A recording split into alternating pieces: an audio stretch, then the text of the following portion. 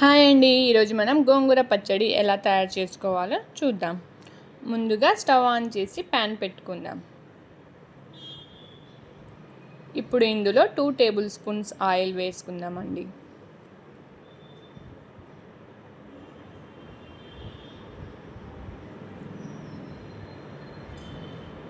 Oil heat అయ్యాక ఒక 4 పచ్చిమిర్చీలను ఇలా కట్ చేసి ఇందులో యాడ్ చేద్దాం. ఇప్పుడు ఒక మీడియం సైజ్ టమాటా యాడ్ చేద్దాం. మీరు టమాటా లేకుంటే చింతపండును కూడా యాడ్ చేసుకోవచ్చు.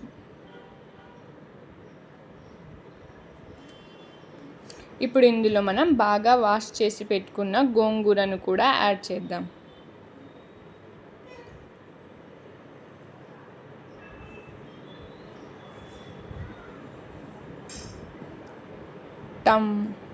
టమాటాను స్కిప్ చేస్తే ఇంత చింతపండు వేయండి, సరిపోతుంది.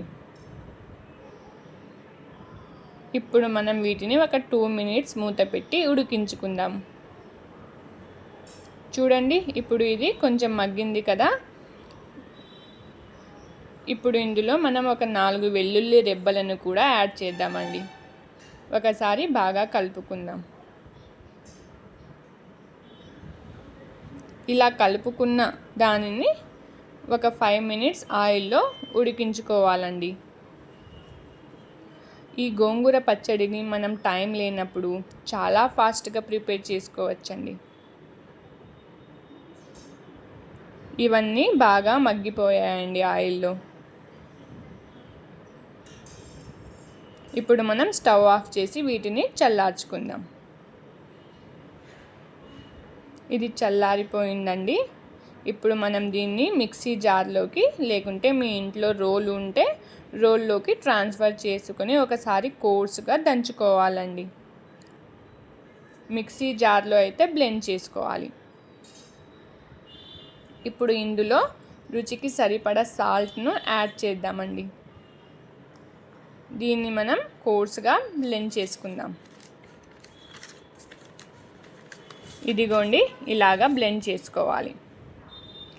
ఇప్పుడు దీన్ని ఒక బౌల్లో ట్రాన్స్ఫర్ చేసుకుందామండి.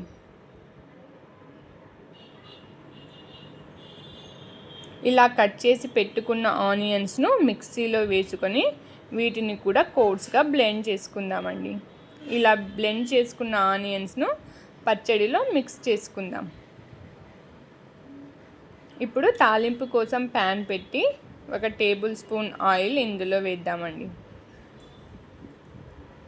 ఆయిల్ హీట్ అయ్యాక ఇందులో పోపు దినుసులను యాడ్ చేద్దాం. వీటన్నిటిని ఒకసారి బాగా కలుపుకుందామండి. ఇందులో మనం కరివేపాకును కూడా యాడ్ చేద్దాం. ఇప్పుడు ఈ తాలింపులో మనం ముందుగా రెడీ చేసి పెట్టుకున్న గోంగూర పచ్చడిని యాడ్ చేయాలండి. వీటన్నిటిని ఒకసారి బాగా కలుపుకుందాం. అంతే అండి, మన గోంగూర పచ్చడి రెడీ అయిపోయింది.